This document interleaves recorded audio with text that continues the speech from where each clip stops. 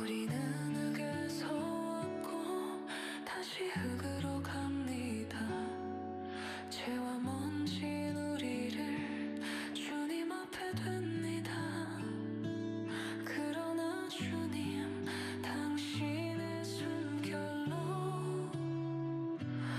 오늘도 우리는 살아갑니다.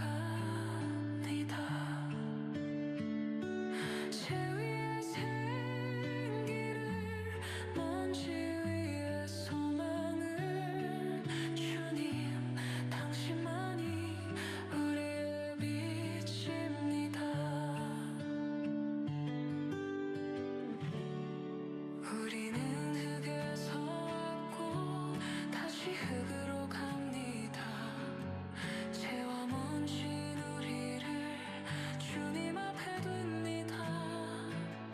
그러나 주님 당신의 숨결로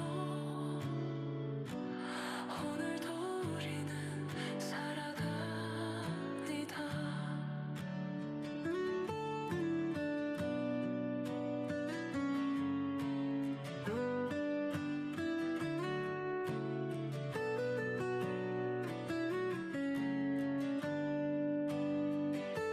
죄 위에 생기를 먼지 위에 소망을 주님 당신만이 우리의 빛입니다.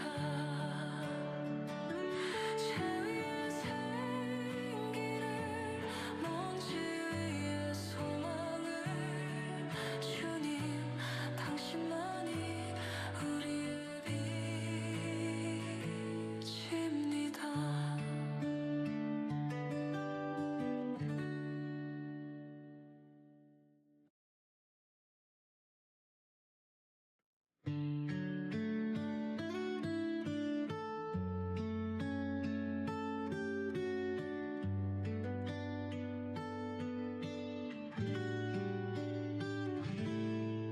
우리는 흙에서 왔고 다시 흙으로 갑니다. 죄와 먼진 우리를 주님 앞에 둡니다. 그러나 주님 당신의 숨결로 오늘도 우리는 살아갑니다. 죄 위에 생기를 먼지 위에 소망을 주님 당신만이 우리의 빛입니다.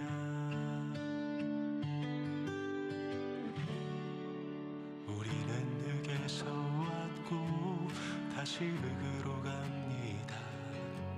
죄와 먼진 우리를 주님 앞에 둡니다. 그러나 주님 당신의 숨결로 오늘도 우리는 살아갑니다.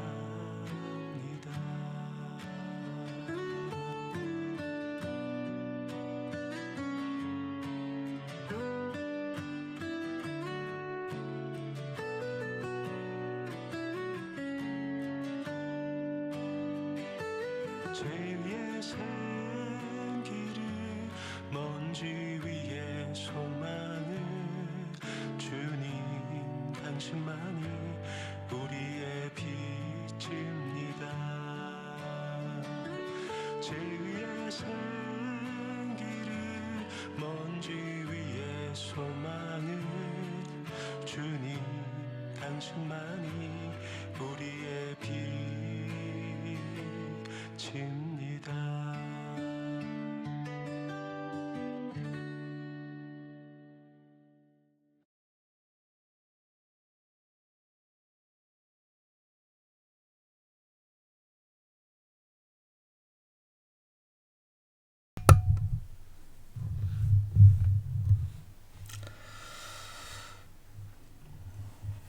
네, 여러분 반갑습니다. 사순절 아침 기도의 시즌2 오늘 4일차 아침입니다. 우리 함께 기도하면서 아침 기도에 시작하도록 하겠습니다. 함께 기도하겠습니다.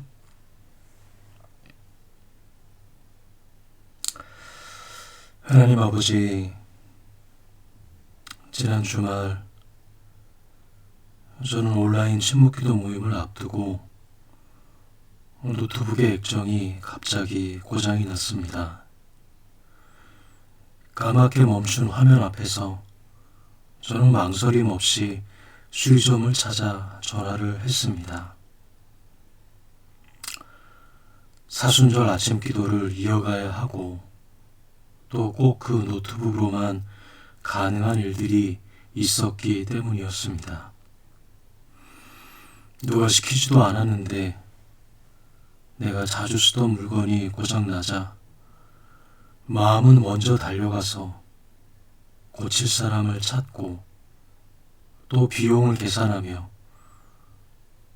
혹 다른 대안을 떠올리면서도 결국은 노트북을 다시 살려내고 싶어 안달이 난 저 자신을 바라보았습니다. 눈에 보이기 때문에 고장은 분명했고 또 고쳐야 한다는 저의 결심도 분명했습니다. 그런데 순간 이런 생각이 저에게 스쳤습니다. 눈에 보이지 않는 내 마음은 어떨까? 고장난 화면처럼 조용히 금이 가고 빛이 희미해진 내 영혼은 지금도 작동하고 있다고 착각하며 살아가고 있지는 않을까? 노트북의 화면은 고장나면 금세 알 수 있지만 주님을 향한 나의 사랑이 조금씩 식어갈 때에는 그 미세한 어두움은 어떻게 알아차릴 수 있을까? 보이지 않기에 더 살펴야 하고 더 귀를 기울여야 하며 또한 더 자주 점검해야 할 내 안의 중심, 주님을 향한 믿음의 자리를 이 시간 다시금 돌아보기를 원합니다. 손에 잡히는 노트북보다 제 마음을 더 소홀히 여기지 않았는지 이 사순절의 아침에 다시 묻게 하여 주시옵소서. 주님, 고장난 액정을 고치듯 내 영혼의 빛을 다시 한 번 더 밝혀주시고 무뎌진 감각을 새롭게 깨워주시며 당신을 향한 첫 마음을 다시 선명하게 비추어 주시옵소서. 이 사순절 보이는 것과 보이지 않는 것을 귀히 여길 줄 아는 마음을 주시고 고장난 줄도 모른 채 지나치던 내 안의 작은 균열들을 하나님의 빛 앞에 정직하게 드러내게 하여 주시옵소서.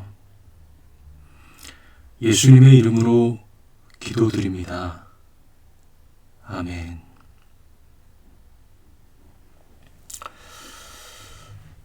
오늘 우리는 계속해서 이 사순절 아침 기도회에 토마스 머튼이 모은 사막의 지혜라는 책의 내용을 함께 살펴보고 있습니다. 오늘 그 내용을 함께 나누도록 하겠습니다.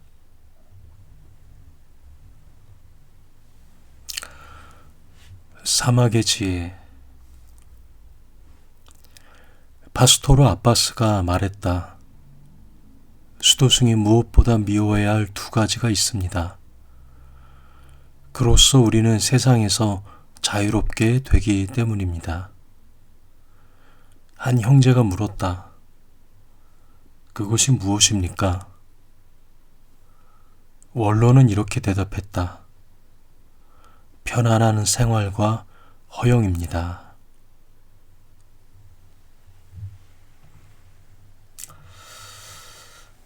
사막의 지혜에서 우리는 토마스 머튼이 사막교부들의 금원집에서 선별한 이야기들을 하루에 한 편씩 함께 나누고 있습니다. 파스토르 아바스 사막교부의 이 말은 어떻게 보면 지금 이 시대를 살아가는 우리들에게는 좀 상황에 안 맞는 말처럼 들릴 수도 있습니다. 편안한 생활을 미워하라 이렇게 말하기 때문인 것이죠.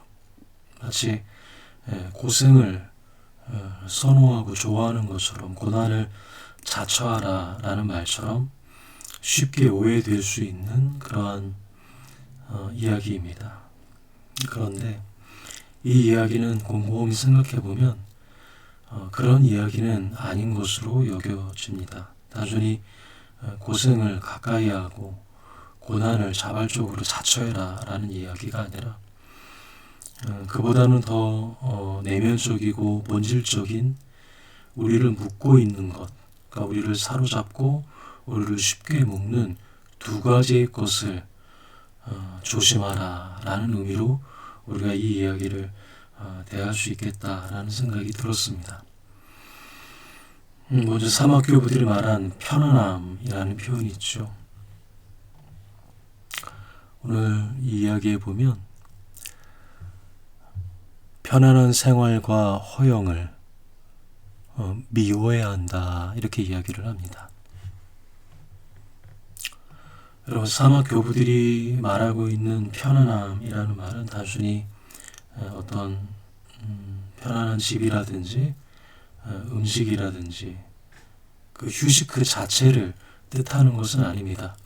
그런 것들을 멀리하고 미워하라는 말은 아닌 것처럼 들립니다. 오히려 그들이 본질적으로 말하는 것은 영혼을 잠들게 하는 나태함과 안락함, 그것을 가리키는 표현이지 않을까 싶습니다. 그러니까 손해보는 것을 싫어하는 마음이라든지 하나님보다는 나의 만족과 나의 안전을 더 우선시하는 그러한 상태를 가리키는 표현인 것이죠. 사실 우리들에게 있어서도 어떤 종류의 편안함이든 그 편안함은 어느 면에서든 우리를 조금씩 둔감하게 만드는 그런 일을 하게 됩니다. 신앙생활이 좀 편해진다라고 느껴지면 우리는 이미 이렇게 쉽게 생각합니다. 기도가 하지 않아도 기도가 이전과 비교하여 많이 줄어도 살아가는 데는 크게 문제가 없다. 이렇게 무감각해지는 모습의 시작이 바로 이 편안함이라는 얘기죠. 양심이 무뎌져도 그래도 이 정도도 괜찮다라고 무뎌지는 것입니다. 하나님 없이 삶에도 불구하고 그래도 하나님 없이 주의 말씀 없이 살아도 크게 문제가 일어나지 않는다라는 그렇게 둔감해지는 모습이 이 편안함에서부터 사실은 시작되는 것, 바로 그것이 우리들의 모습이지 않겠습니까? 이 사막교부들은 이 사실을 너무나 아주 잘 알았던 것이죠. 그러니까 우리들의 삶이 너무 편안함만을 쫓아 살아가려고 한다면 그 삶에는 반드시 필연적으로 하나님을 향하여 무감각해지는 삶이 따라온다라는 이야기를 하고 있는 것입니다. 그러니까 편안함 때문에 하나님을 외면하게 되는 그런 모습입니다. 그리고 이 이야기에서 말하는 이 허영이라는 말은 두 가지를 미워해야 하는데 하나는 편안한 생활이었고 또 다른 것은 허영이라는 표현을 했는데, 사막교부들이 말하는 허영은 어떤 면에서 보면 단순히 자랑하는 마음, 무엇인가를 드러내고자 하는 마음이라기보다는 그것은 우리들의 아주 본능적인 마음이지 않겠습니까? 그것보다는 마음의 중심이 사람들의 시선에 매달려 있는 것을 뜻하지 않을까 생각이 듭니다. 그러니까 사람들의 인정이 매우 중요하게 여겨지는 것이죠. 인정을 받고 싶어서 일하고 인정을 받고 싶어서 무엇인가를 열심히 하는, 그래서 인정을 받으면 그것이 채워지지만 그렇지 못하면 이내 불안해지는, 그러니까 나를 증명하는 방법이 사람들의 칭찬이나 인정 이라는 사실을 보여주는 것입니다. 바로 그것을 사막 교부들이 말하는 이 허영의 중심적인 어떤 뜻이지 않을까라는 생각을 하게 됩니다. 그러니까 그 마음이 허영으로 가득 찬 자들의 삶은 필연적으로 자기다움을 잃어버리고 타인의 눈에 자신의 삶을 종속시키는 그런 모습으로 살아가게 되는 것이죠. 그러니까 하나님도 온데간데 없이 사라지고 사람들의 관심과 사람들의 인정 안에만 그렇게 살아가는 모습, 바로 그것이 허영에 매달리는 삶이다라고 할 수가 있을 것입니다. 근데 사막교부가 오늘 이 이야기에서 이 두 가지를 미워하라 이렇게 말합니다. 미워하라. 단순히 하지 말아라 라는 정도가 아니라 이것을 미워하라, 멀리하라, 이렇게 아주 극단적인 표현으로 이 두 가지를 미워하라 이렇게 말을 합니다. 우리가 지금 지내고 있는 사순절이라는 이 시간은 사실 전통적으로 보면 금식과 또 절제, 또 선행과 기도로 하나님 앞에 그런 믿음의 훈련이 함께 동반하는 기간입니다. 근데 사실 이러한 모든 것들이 조금은 불편한 부분들이 많죠. 기도하는 것들, 또 금식하고 선행하는 것들, 이런 것들이 기존에 계속 하던 것들이 아니라면 이게 이 기간에 다시 훈련하고 내 안에 다시 이런 신앙의 루틴을 쌓아가는 것이 쉽지 않다라는 것을 경험하게 될 것입니다. 근데 그런 불편함을 통해서 우리가 얻는 유익이 있다라는 것이죠. 하나님 없이 괜찮다고 느끼는 그런 마음들에서 벗어날 수가 있는 것이죠.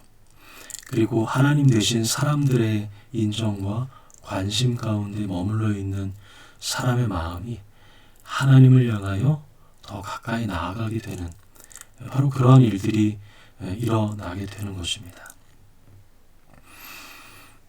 오늘 이 사막의 지 이야기를 통해서 우리가 한 가지 기도의 제목으로, 기도를 위한 질문으로 함께 여길 수 있는 질문은 이것입니다. 지금 나를 가장 단단히 붙들고 있는 것은 무엇입니까? 지금 나를 가장 단단히 붙들고 있는 것은 무엇입니까? 이제 우리가 하나님 앞에 침묵 기도의 시간을 가지기 원하는데요. 우리가 방금 나누었던 이 사막의 지혜 이야기의 질문을 통하여서도 하나님 앞에 우리가 과연 붙들고 있고 우리가 과연 지금 바라보고 있는 것이 무엇일까를 하나님 앞에 기도하며 함께 나가면 좋겠습니다. 특별히 침묵 기도는 하나님 앞에 주님을 지향하며 살아가기 원합니다 라는 그러한 마음으로 하는 침묵의 기도입니다. 하나님께 마음을 열어드리고 또 거룩한 단어 하나를 선택하며 그 단어 안에 우리가 주님을 지향합니다 라는 뜻을 동의하고 맡긴다라는 표시로 우리가 그 단어를 읊조리며 또 숨을 고르게 들숨과 날숨을 통하여 예수님, 오늘도 주님을 지향하며 살아가게 해주십시오. 그렇게 우리가 침묵 가운데 함께 기도하기를 원합니다. 침묵 기도의 시작과 끝은 종소리로 알려드리겠고요. 약 10분 정도 우리가 함께 침묵으로 주님을 지향하며 기도하도록 하겠습니다.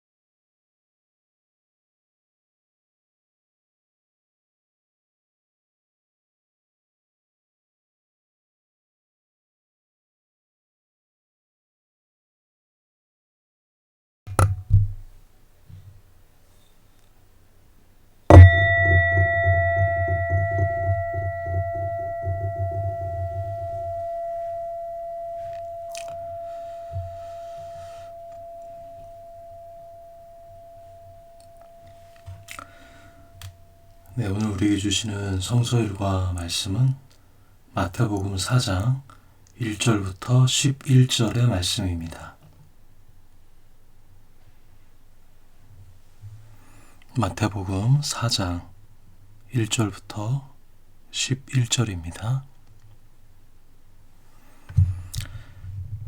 그때 예수께서 성령에게 이끌려 마귀에게 시험을 받으러 광야로 가사 40일을 밤낮으로 금식하신 후에 줄이신지라. 시험하는 자가 예수께 나와서 이르되 내가 만일 하나님의 아들이어든 명하여 이 돌들로 떡덩이가 되게 하라.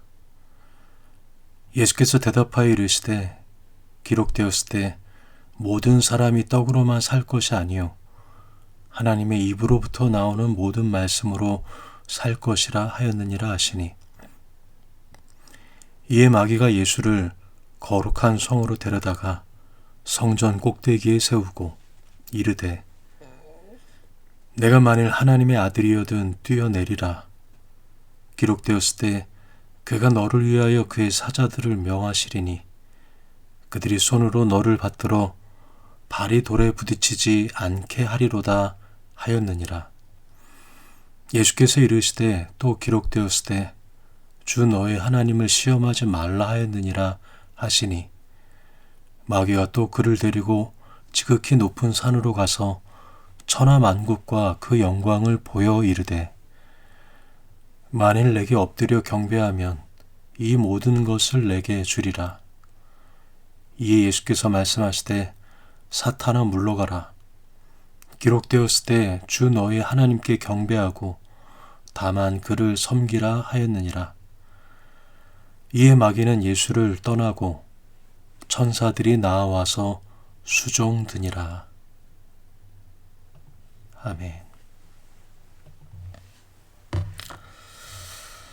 사순절 아침 기도의 네 번째 아침에 우리는 마태복음에 기록되어 있는 광야의 이야기, 특별히 주님께서 공생애를 시작하시기 전에 성령에게 이끌려 광야로 나아가 사탄에게 시험을 받으시는 장면을 마주하게 됩니다. 분명히 말씀은 성령에게 이끌려 마귀에게 시험을 받으러 광야로 가셨다 이렇게 기록하고 있죠. 근데 여기서 이 이끌리어라는 이 이끌림은 부드러운 의미의 단어가 아닙니다. 이 말은 어딘가로 급하게 몰아내는, 오히려 그 말에 더 가까운 의미를 담고 있는 표현입니다. 왜 성령께서 주님을 광야로 내모셨을까? 이 부분을 읽고 묵상할수록 이 부분에 계속 머물러 있게 됩니다. 우리는 보통 성령께서 또 하나님의 인도하심은 푸른 초장과 쉴만한 물가로 우리를 인도하신다라고 여기고 있습니다. 그러나 우리가 읽은 이 복음서는 주님의 첫 걸음이 바로 광야였다, 사막이었다라고 말을 합니다. 광야와 사막은 편안함이 없는 자리이죠. 마가는 같은 이야기를 전하면서 예수께서 들짐승들과 함께 지내셨다라고 기록하고 있습니다. 들짐승들과 함께 지낸 예수님, 위험한 공전인 것이죠. 어쩌면 성령께서는 예수님을 시험에 빠뜨리기 위해서가 아니라 이제 예수님께서 걸어가시는 공생의 길이 이런 광야와 같고 또 이런 사막과 같다라는 것을 여실히 보여주시기 위함이 아닐까라는 생각도 이 말씀을 묵상하면서 들게 됩니다. 오늘 우리가 아까 전에 사막의 지혜에서 함께 나누었던 편안한 생활과 허영을 미워하라 라는 그 말이 오늘 예수님이 사막에 거하시는 모습과 함께 겹쳐지게 되는 것입니다. 그리고 사탄의 시험도 이 두 가지를 절묘하게 건드립니다. 돌로 빵을 만들어 이전보다 조금 더 배부르고 편안해지라 이렇게 말을 하죠. 그리고 높은 곳에서 뛰어내려서 사람들의 시선과 인정을 얻으라 이렇게 시험을 합니다. 결국 이 시험은 자유를 막는 두 가지인 편안함과 허영을 통하여 드러내는 바로 그런 부분이지 않을까 생각이 듭니다. 사순절은 우리가 이러한 광야를 각자 겪어내는 시간이기도 합니다. 그러니까 조금 불편해지는 것을 경험하고 조금 덜 드러나는 것을 경험하고 그리고 조금 덜 인정받는 바로 그런 일들을 경험해보는 시간이 사순절이지 않겠습니까? 그러니까 우리도 역시 사순절이라는 시간을 통하여 예수님이 걸으셨던 광야로 사막으로 걸어가는 듯한 마음으로 지내게 되는 것입니다. 또 실제로 광야는 우리의 삶의 모습이기도 하는 것이죠. 마태와 누가는 이 예수님이 받으신 시험이 40일 금식 이후에 찾아왔다라고 말을 하고 있고 마가는 그 시험이 40일 동안 계속되었다라고 말하고 있습니다. 광야는 잠깐의 어떤 고비가 아니라 지속되는 긴장, 끝나지 않는 유혹의 시간을 마가는 그렇게 표현한 것이 아닐까라는 생각을 하게 됩니다. 어쩌면 우리의 삶도 한 번의 시험을 통과하면 끝나는 것이 아니라 형태만 바뀐 채 계속해서 다가오는 유혹과 그 유혹 가운데 우리가 무엇을 선택하며 나가는 것인지에 대한 끊임없는 그런 사막과 같은 광야와 같은 삶이지 않을까 여겨집니다. 편안함이라는 것은 끊임없이 우리를 허용 가운데 또 끊임없이 우리를 하나님으로부터 멀어지게 합니다. 그런데 그 광야에서는 이러한 시험만 존재하는 것이 아닙니다. 들짐승들만 존재하는 것이 아니라 우리가 읽은 이 본문 11절에는 이처럼 이 말씀을 맺고 있습니다. 이에 마귀는 예수를 떠나고 천사들이 나와서 수종드니라. 아멘. 광야에는 사탄과 들짐승만 있었던 것이 아니었습니다. 그곳에는 하나님의 도우심이 함께 있었던 곳이었습니다. 광야는 분명 불편하죠. 그리고 성령에 의해서 내몰리는 자리입니다. 그러나 그곳이 하나님 없이 던져진 공간은 아니라는 것이죠. 하나님의 손길은 그 어디에도 그 광야, 그 사막 끝에서도 발견하고 마주하게 된다라는 이야기를 하고 있는 것입니다. 사막 교부들이 편안함을 미워하라 했던 이유도 어쩌면 여기에 있지 않을까 싶습니다. 편안함에 길들여진 눈은 하나님의 손길을 알아채지 못하기 때문입니다. 그리고 허영에 사로잡힌 마음도 역시 하나님의 도우심을 알아채지 못하겠죠. 그래서 사순절이라는 이 신앙의 계절은 바로 광야에서 함께 하시는 하나님의 은총을 구하고 사막에서 함께 하시는 하나님의 지혜와 은혜를 구하는 그러한 믿음의 기간이 바로 사순절이라 여겨집니다. 오늘도 하나님의 도움을 발견하며 이 땅 가운데 광야와 같은 우리의 삶 속에서 하나님의 도우심을 발견하며 살아가는 저 여러분이 되기를 주님의 이름으로 소망하고 축복합니다. 이제 우리가 주님의 기도를 함께 하면서 아침 기도회를 마치도록 하겠습니다. 하늘에 계신 우리 아버지의 이름을 거룩하게 하시며 아버지의 나라가 오게 하시며 아버지의 뜻이 하늘에서와 같이 땅에서도 이루어지게 하소서.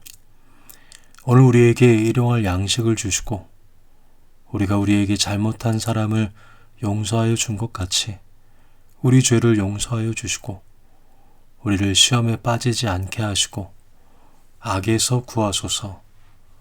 나라와 권능과 영광이 영원히 아버지의 것입니다. 아멘. 사순절의 날들을 우리가 하루하루 지나고 있습니다. 또 오늘은 새로운 한 주의 시작인데요. 이 하루도 여러분 주님 안에서 복된 날이 되었으면 좋겠습니다. 이제 날이 조금씩 풀어지고 봄의 기운이 다가오는데요. 여러분 이 봄도 건강히 유의하시고 또 하나님 안에서 복된 그러한 날들이 되기를 기도하고 응원하겠습니다. 우리는 다시 내일 아침에 같은 시간에 함께 만나도록 하겠습니다. 감사합니다, 여러분. 좋은 하루 되십시오.